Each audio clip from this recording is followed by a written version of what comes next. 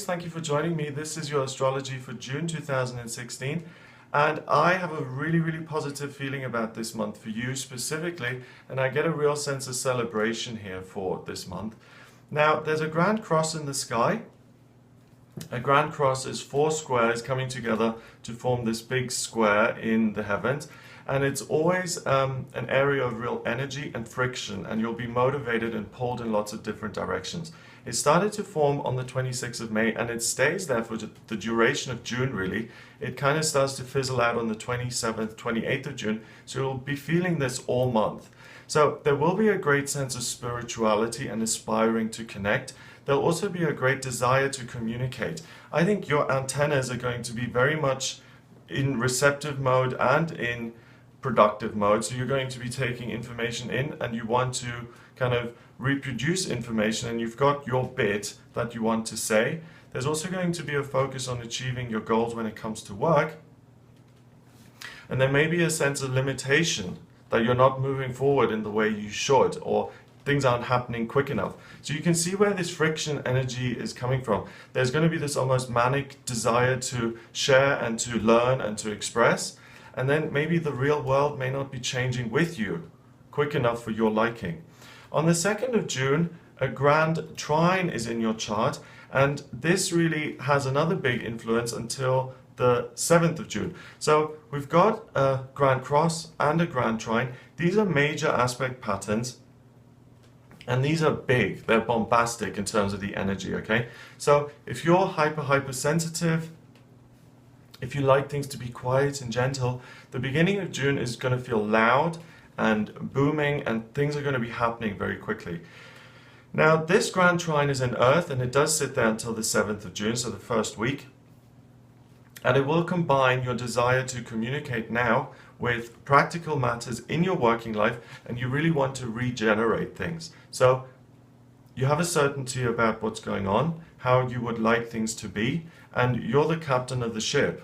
You really feel very much in charge. So be aware of you kind of bossing other people around possibly, or dismissing the ideas of other people, and really having a strong desire to have things a certain way. The strongest element that's around in your chart at the beginning of this month in June is Earth. So you're really going to find it very easy to commit to practical actions, to put things into place, to put things into practice, and there's almost no stopping you here, okay? So really be ready to put the work in at the beginning of June. You'll really be productive and get a lot done. On the 3rd and 4th of June, the moon is in Taurus on the 3rd, and it's in Gemini on the 4th. And it hovers around the midheaven, and the midheaven is your working life, what you're trying to achieve in your work. So the moon is comfort, it's ease, it's what you feel very solid about and what you have a PhD in already. So because it's hovering over the midheaven, the 3rd and 4th, you're going to feel very much aligned with your work. This applies if it's something that is your life purpose and you've always wanted to do, but it's also if it's a job that you really aren't very happy in. What this talks about is the way you feel in that role, and you're going to feel very comfortable. So it's the opposite of kind of starting a new job and feeling like, oh, I'm going to have to try and get my bearings and get to know people and see how things are done here. You feel very confident and certain. So all of these energies are putting you into a position of power at the beginning of the month. On the 5th of June, the new moon occurs, and the new moon is in Gemini. I love a new moon in Gemini because it is so quick, it is so active, things are really happening. This new moon occurs in your 3rd house of communication, and the new moon is in Gemini, the sign of communication. So you're just going to be a motor mouth, a chatterbox. You'll have ideas pinging and zipping and hitting the walls and jumping all over the place, and it's going to be very difficult to slow down and to stop you. Okay? So be creative, write down your ideas. There's massive inspiration coming in. The new moon pulls information in, and it's a great time to start new things. I watch ASMR videos at times, and they're very relaxing. It's kind of this thing that gives you tingles and stuff. And there's this one woman who does them who I'm a big fan of, and her name's Maria, and she's done a video on new moon rituals, and it really is a good time to do a ritual on the new moon because it's the energy for the coming month. Okay, so maybe focus a little bit on the 5th of June, decide what it is you want to do. If you really want to get clear on the next 30 days, then have a look at her video, look at the rituals that you can kind of put in place to really set yourself up and lay the foundation to give yourself a springboard to go into the rest of the month with. So for you specifically, I think this is about ideas, okay? This new moon, so it's about ideas, it's about spirituality, it's about inspiration. In the tarot, this would be the Ace of Swords. It's a blessing, it's the king of all ideas. I mean, you can tell from this forecast already that at the beginning of June, you have to kind of show up for it. It's very, very busy. The moon goes into Cancer on the 7th of June, and it's in your 4th house of family. So this is the best day so far in the month in terms of your family life, in terms of spending time with your loved ones. You're going to find it easy to take care of people, to care for people, and your heart is going to be open and you're going to be full of love towards the people in your life. So if there is a family reunion coming up, or if you're planning a phone call or something like that, the 7th is a great day to connect with family members. A yod appears in the chart on the 9th, and a yod is also known as the finger of God, okay? And it's a very kind of otherworldly influence. It connects a couple of things in your chart: the desire to make changes in your work, the dream, the aspiration of where you see yourself. So this is a great day to manifest, and the way the manifestation is going to display itself is that you feel like you're on fire almost. You feel very able to get the idea, see the inspiration, and you're going to find a way. This is the blessing. You're going to find a practical way to put that into practice. And you're going to be able to manifest your own dreams and hopes and desires through your own practical actions. If there's an opportunity to put yourself in the spotlight in some way, to perform, to be a leader, please take that opportunity. That is your chance. That's what's going to get you moving forward. That's going to take you to the next stage. So out of this month so far, this is the best time for work. Also on the 9th of June, the Sun and Venus, they conjunct in Gemini in your 3rd house. Okay, they're both at 19 degrees. So it's about power, it's about communication, it's about love for information, love for ideas, sharing those ideas with other people. And it's a great time to brainstorm in such a way that you actually get a productive result from that brainstorming. Okay, on the 11th and 12th of June, the moon starts to conjunct Jupiter, and it conjuncts the North Node and your rising, all of which are in Virgo in your 6th house. So you feel, again, comfortable at work, and this is really a great time for you to feel very much empowered, emancipated when it comes to your working life. You'll see the difficulties, you'll see the obstacles, you'll see the challenges, and you'll have the energy and the self-confidence, or the confidence rather, to make those changes and to tweak your working life so it's more of a joy, it's more of a source of positivity in your life, and it's about ordering things so you can feel more passionate, okay? So if I go to a job and I really hate the air conditioning in the office, and it's a trivial, annoying little thing that really starts to build up in my head and it puts me off, then there'll be a way to sort that out. So it's trivial, minor details that you can take care of so you can focus on the actual work and not be distracted by little bugbears like that. On the 13th, Mercury goes into Gemini, and that is a super, super positive placement. Mercury is the planet of communication, and it rules Gemini. Gemini is about producing information, and for you, Aries, out of all of the signs of the zodiac, are going to feel the most communicative, because it just so happens that Mercury is in Gemini in your 3rd house of communication. So if you're an aspiring author, if you're an aspiring public speaker, if you do podcasts, anything like that, it will be a great time to overcome your internal obstacles, to actually do those things. If you're already doing them, you're going to be at the peak of your powers. The communication, the words that come out are just going to flow effortlessly, easily, and that's what your brain is kind of focused on at the moment. Communication, expressing your ideas, being articulate, being eloquent, getting your ideas across. That's your biggest gift. And on this day, the strongest element is air. Air is ideas, it's thoughts, it's beliefs. And this is the best day for you in terms of your information exchange, education, having fun with ideas, and really getting your point across. So you're a bit of a brain box here at the beginning of June. And remember, underneath all of that, we've still got that Grand Cross energy, trying to make changes in your work, wanting to get your point across. And that's all underpinning this energy. So it's all about my ideas, moving things forward and implementing change. On the 14th, the moon is at 17 degrees in the cardinal air sign Libra in your 7th house. So again, the moon is what you feel nurtured by, and it's what you're at ease with.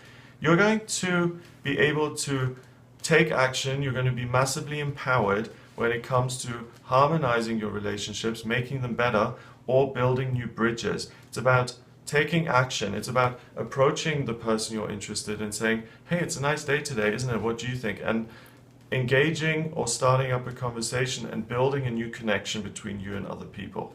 If you're looking for a good time to start new relationships, for romance, to talk to people who aren't in your life yet and to bring them in, the 14th is it. So think about this as a really delayed Valentine's Day, the 14th of June. It's a really fabulous day for you specifically, Aries, about this romantic side of things. Now, on the 16th, there's something really exciting. The Lyrids meteor shower happens on the 16th. It can be seen between the 10th of June and the 21st, but on the 16th, it's going to be strongest, okay? So there are, meteor showers all the time. This one is going to appear as kind of light blue meteors, and in astrology, meteors or meteor showers, they really represent a kind of, they can represent a cleansing, but this one, to me, it feels like almost like confetti of ideas and inspirations being kind of showered on you, and think of it almost like as fairy dust to inspire your ideas, your thoughts. And you're really, I know I'm kind of repeating myself, but there are a lot of things that push you towards this. They're pushing you towards ideas and inspirations and communicating. So please start writing, please start expressing your ideas, please start getting your point across. It is really, really the right time to do it. Also, during this meteor shower, you've got Mercury, your midheaven, the Sun, and Venus all in Gemini in your 3rd house of communication. So all of these personal planets, they're all sitting there urging you to speak. And I think you're going to find it very difficult to be quiet, so don't fight it, go with it. On the 17th, the moon is in Scorpio and it conjuncts Mars in Scorpio. And if there is a potential to be angry with other people or to get frustrated, the 17th is it, okay? So don't fill in the forms and go to the DVLA or to the passport office on the 17th. It's going to be frustrating. That's the one day to avoid those kind of bureaucratic, kind of red tape environments. It'll really frustrate you and get on your nerves. Now the next day, on the 18th, the kind of Venus-Pisces axis is very strong, okay? Not Venus, Virgo. Virgo-Pisces axis is very strong. And these two obviously oppose each other. Virgo is a very practical sign. Pisces is very spiritual.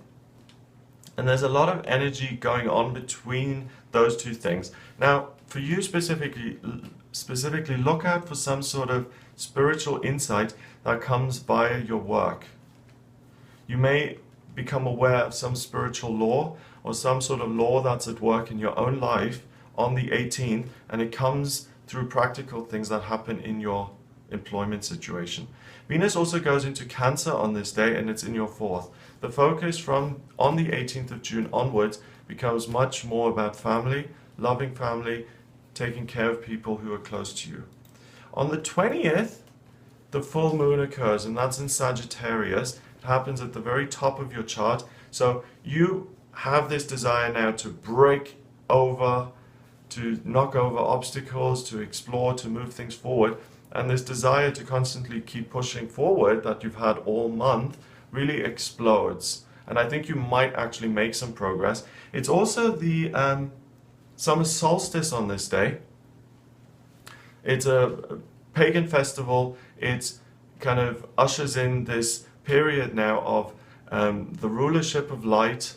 It's when nature is at her most loveliest. It's that period when we're really entering a time when there's fire everywhere. You're a fire sign, you'll really connect to this. There's fire everywhere in nature, things are blossoming, people are active, couples are holding hands and kissing. It's a wonderful time, especially in the northern hemisphere.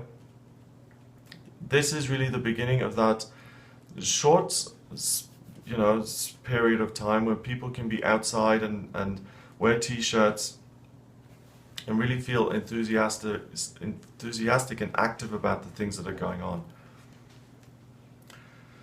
Okay, so on the 21st, the Sun then goes into Cancer, and things are kind of shifting a little bit now from wanting to communicate non-stop all the time, and you're entering a time of being more caring. I always think about my grandmother when I think of Cancer, because she was a Cancer, and it's about having family around, especially for you, Aries. Okay, so it's probably going to be sunny, it's probably going to be warm. Spend time with family, plan a day out, plan a picnic, do something together as a unit. It'll be very good for you.